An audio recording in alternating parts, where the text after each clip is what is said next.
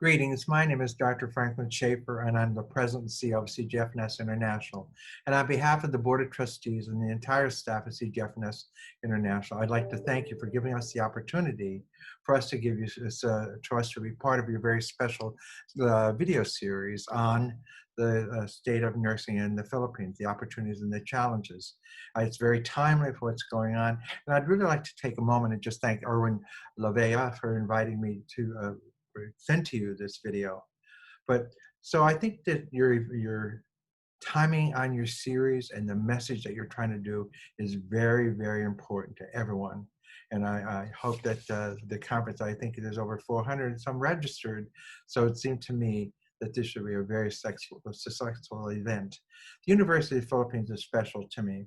When I first came into my job, another very special person took me almost by the hand, even though she doesn't probably remember this. She didn't literally take me by the hand, but there was Dr. Marilyn Lorenzo. My first trip to the Philippines, to Manila, Marilyn made me feel at home, and ever since then, she's become a very good friend. Over the years, she's been a very good friend to CGFNS International, and it's because of her commitment to quality, high standards in education and the preparation of nurses within the Philippines that she's so highly recognized for her research and the difference she makes around the world.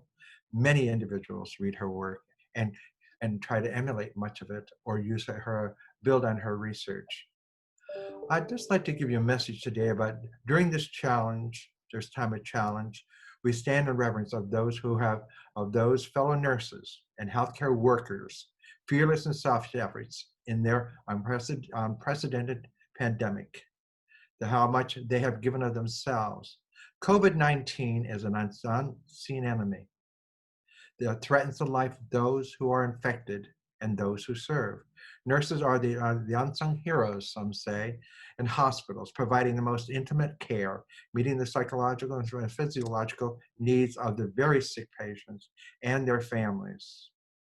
What this pandemic has shown in real time more than any slogan or poster can ever do is a true commitment, the capability, and the sheer determination of nurses around the globe.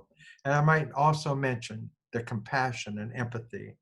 Nurses are combating the disease and saving the lives while risking their own. We are living today in times that reaffirm why we have answered the call to become a nurse. This is a time when our education, our skills, and our competencies are essential. We are nurses. I don't consider us the heroes. We're doing our job and doing really a great job at it. We're saving lives. We're helping people lead to a more peaceful death. We're there when the family cannot be with them at a very painful, painful time, lonely and fearful. As we look to the Philippines, we know that the greatest number of foreign educated nurses in the United States and in many parts of the world are Filipino. In times like these, when we are estimated 1 in 10 US nurses and 1 in 8 nurses of the world are migrants. Migrant nurses need to be recognized for their many contributions to healthcare delivery and patient care around the world. You might be asking yourself, why am I talking about migrants? Because from our side of the globe, you have contributed so much, mainly Filipinos, to the advancement of the world, to the transcultural nursing, to the culture, and the patients that we serve. You've contributed so much, not just the hours in care delivery, but so much of yourselves to care for others, while leaving your own family and your nation behind. It has been a journey that I'm sure that has been painful along the way, but I need you to just know about how you've changed other people's lives and how much you've done for the world. And while at the same token, you've helped your economy within your country with the remuneration. So it's during these times that we can really tell you that the foreign educated nurses have been on the front lines and making a difference in saving those lives. The contributions that you make, we at CGFNS are in the midst of a research project right now where we're trying to measure the contributions of the nurses around the world that have been migrants.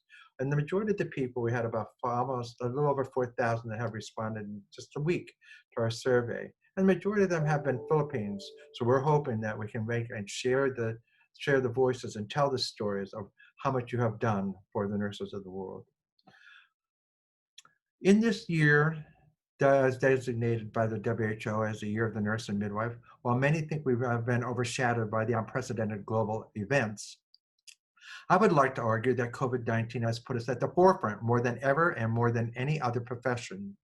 Over the past few months, there is hardly a moment on television where you don't see nurses caring for the ill. I know that in the hearts and the souls of people around the world, that this year is very meaningful.